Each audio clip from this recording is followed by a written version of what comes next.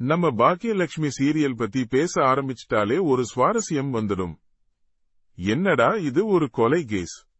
சுதாகர் மாட்டிக்கிட்டானா? கோபி நிஜமாவே நிரபராதியா அப்படின்னு நம்ம எல்லாரும் எதிர்பார்த்துக்கிட்டு இருந்த ஒரு முடிவுக்கு வந்துடுச்சுங்க இந்த வாரம்.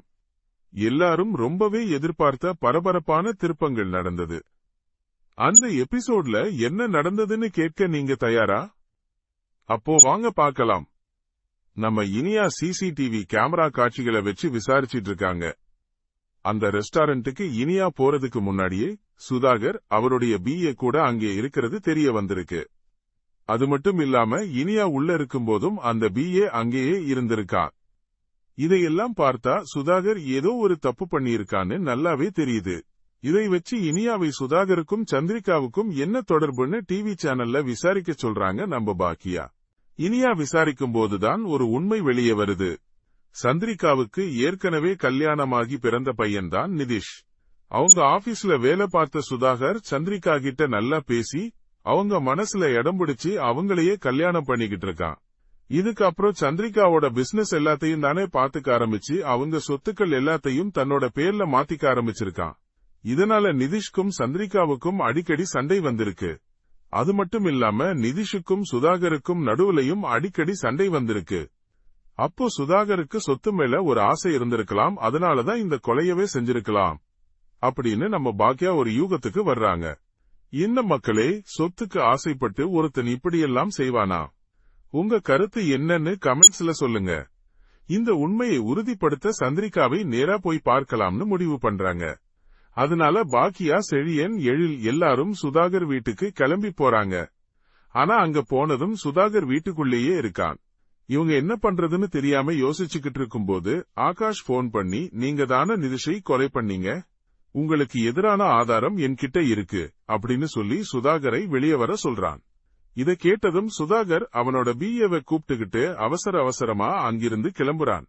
அட பாவீங்களா, ஒரு கொலை பண்ணிட்டு இப்படி ஓடி ஒளியறீங்களேன்னு நம்ம மனசுக்குள்ள ஒரு கடுப்பு வருதுல. சுதாகர் போனதும் எழில் அவங்களை பின்னாடியே ஃபாலோ பண்ணி போறான். அதே சமயம் நம்ம பாக்கியாவும் செழியனும் சந்திரிகாவை பார்க்க உள்ளே போறாங்க. சந்திரிகா இவங்கள பார்த்ததும் பயங்கர கோபப்படுறாங்க. உங்களை யார் இங்க வர சொன்னது, வெளியே போங்கன்னு கத்துறாங்க. சந்திரிகா அப்படி கோபப்படும் போது பாக்கியா சுதாகருக்கு எதிரான சிசிடிவி ஆதாரங்களை காண்பிக்கிறாங்க. அதை பார்த்ததும் சந்திரிகாவுக்கு ஒரு சந்தேகம் வருது. ஏற்கனவே நிதிஷ் ட்ரக்ஸ் யூஸ் பண்றது மட்டும் இல்லாம அதையும் விற்க ஆரம்பிச்சுட்டான்னு சொல்லி உன்னை கொன்னு போட்டுடுவேன்னு சுதாகர் தன் பையனை மிரட்டினதும் அவங்களுக்கு அப்பதான் நினைவுக்கு வருது. அதை நினைச்சு சந்திரிகா கதறி அழ ஆரம்பிச்சிடுறாங்க. இத்தனை நாளா சுதாகர் மேல இருந்த நம்பிக்கை ஒரே நொடியில சுக்குநூறா உடைஞ்சு போனதை பார்த்து நம்ம மனசுக்குள்ளேயும் ஒரு வலி ஏற்படுது. அவங்கள சமாதானம் பண்ற நம்ம பாக்கியா நேரா அங்கிருந்து போலீஸ் ஸ்டேஷனுக்கு கிளம்பி போறாங்க. போலீஸ் ஸ்டேஷன்ல எல்லா ஆதாரங்களையும் காண்பிக்கிறாங்க. அடுத்த நாள் டிவி சேனல்ல கோபி நிரபராதி என்றும் நிதிஷை கொலை செஞ்சது அவருடைய வளர்ப்பு மகன் சுதாகர் தான் என்றும் செய்தி வருது. என்ன ஒரு திருப்பு மக்களே, இதுதான் எதிர்பாராத கிளைமேக்ஸ்.